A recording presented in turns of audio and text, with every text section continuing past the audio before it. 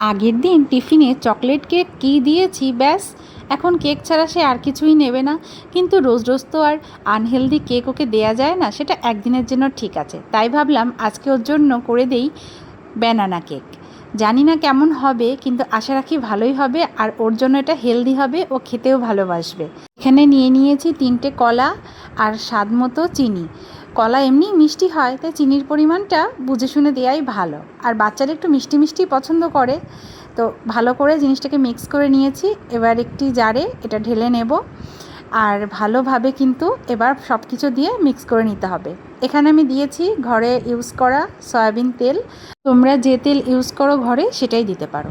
স্বাদ মতো একটু লবণ দিয়েছিলাম, আর দিয়েছি এখানে ময়দা। তোমরা আটা দিয়েও এটা করতে পারো, কিন্তু আমার কাছে ময়দাটাই বেশি ভালো মনে হয়েছে। এবার এটা দিয়ে ভালোভাবে কিন্তু একদম মিহি করে, মানে কোনো দানা যাতে না থাকে সেইভাবে ব্যাটারটা আমি তৈরি করে নেব। ব্যাটারটা একটু হেভি হয়ে গেছিলো, তাই এখানে আমি ইউজ করছি রুম টেম্পারেচারে রাখা দুধটা দিয়ে ভালোভাবে কিন্তু ব্যাটারটা আমি করে নেব।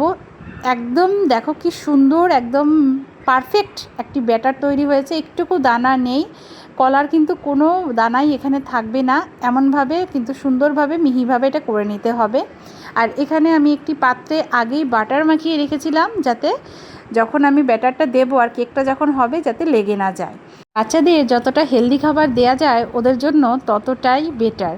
তো ঘরে তো সবসময় সব কিছু থাকে না, তাও চেষ্টা করছি, দেখা যাক। এবার ওপর থেকে একটু ডেয়ারি মিল্ক দিয়ে দেবো। জানি এটা আনহেলদি, তারপরেও একটু সামান্য ডেকোরেশনের জন্য, আর ওর যাতে খেতে বেশ ভালো লাগে। কারণ শুধু কলা আর আটা দিলে জিনিসটা ওর কাছে ভালো লাগবে না, কিন্তু আমাদের কাছে বড়দের কাছে এটা ভালো লাগবে। তাই ওর জন্য যেহেতু করা, তাই ওর পছন্দ মতো একটু উপরে চকলেটের মানে ডিজাইনটা করে দিয়েছি, যাতে দেখতেও ভালো লাগে আর খেতেও ও স্বাদ পায়। তো ফাইনালি কিন্তু রেডি হয়ে গেছে আমার ব্যানানা চকলেট কেক। দেখতেই পাচ্ছ কতটা সুন্দর হয়েছে, দেখতেও কিন্তু খুব ভালো লাগছে। আর আমি সত্যি সারপ্রাইজ যে আমি পেরেছি ওর জন্য জিনিসটা করতে, কারণ আমি কেক সাধারণত পারি না করতে, এবারই চেষ্টা করছি, আর মেয়ের জন্যই করা। সো কতটা সফট হয়েছে, খুবই সুন্দর হয়েছে। আমি তো কিন্তু ভীষণ হ্যাপি। তোমাদেরকে কেটে আমি দেখিয়ে দিচ্ছি কতটা সুন্দর আর সফট হয়েছে জিনিসটা।